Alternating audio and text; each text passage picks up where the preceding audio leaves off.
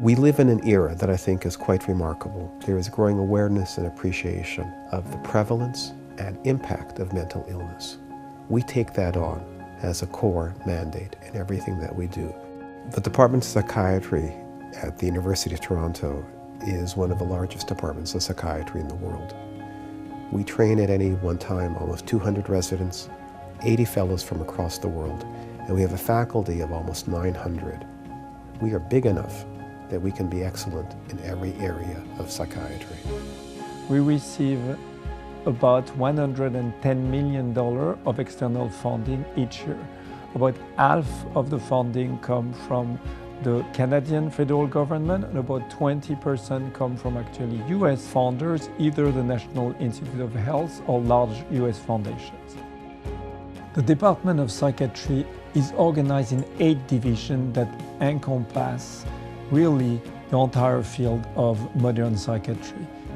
The divisions are led by 1 or 2 directors who are supported to be leaders with regard to integration, mentorship, and joint programs in research and education across our multiple sites. The Division of Child and Youth Mental Health here at the University of Toronto provides clinical care and services to children and youth through 9 academic and community sites, including hospitals as well as community children's mental health centers. The mandate of the division has shifted over the last several years to include youth and emerging adults, recognizing the gap in care for this population. We've worked actively with the government to improve the system of care for this age group.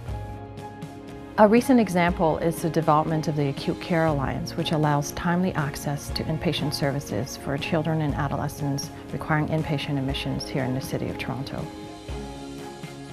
The Division of Geriatric Psychiatry is very large, with more than 50 faculty members. The division is very strong in its research on behavioral disturbances associated with Alzheimer's disease, in late life mood disorder, and in translation neuroscience associated with aging and mental illness. With the aging of the population, the division has more than doubled over the past 10 years, and we expect that it will grow further during the next 10 years.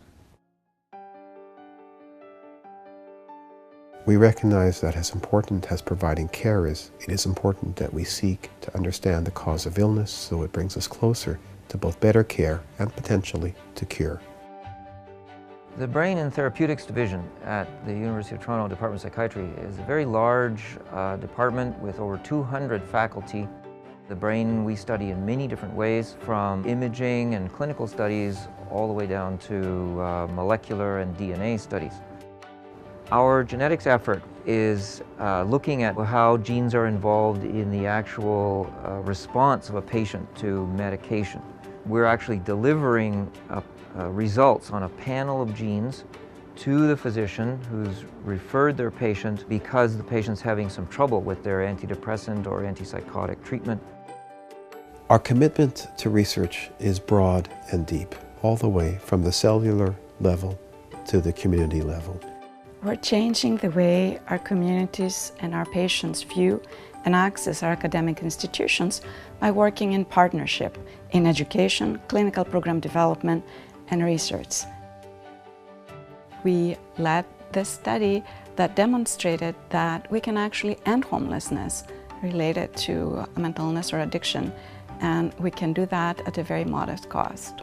The federal government committed $600 million over 5 years to end homelessness using this approach.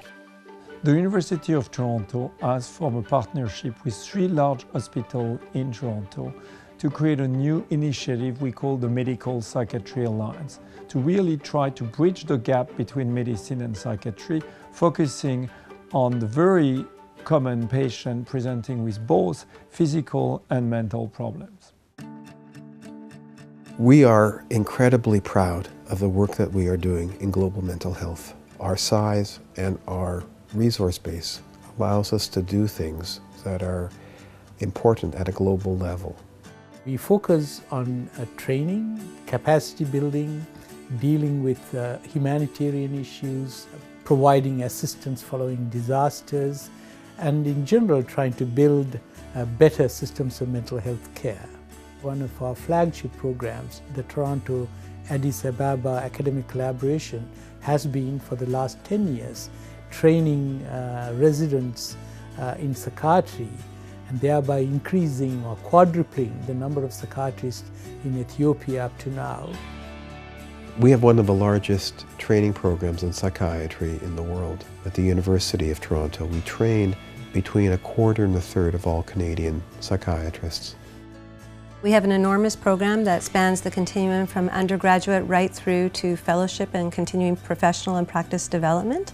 Our undergrad program has a lot of unique offerings that are stimulating interest in our students in psychiatry, as well as preparing them to take care of individuals who have psychiatric illnesses, no matter what career they choose. Students are having the opportunity to shadow psychiatrists in the community, and we've also introduced an elective opportunity in therapeutic communication, which is extremely popular. We are excited about the future. Psychiatry is a growth industry. The opportunities for alliances, collaborations that bring together the best minds in every part of health, I think bode very well for our future. Governments and our funding agency realize that the brain is a new frontier. In terms of education, research, clinical service, I think the Department of Psychiatry will be doing even better than we are doing in 10 years.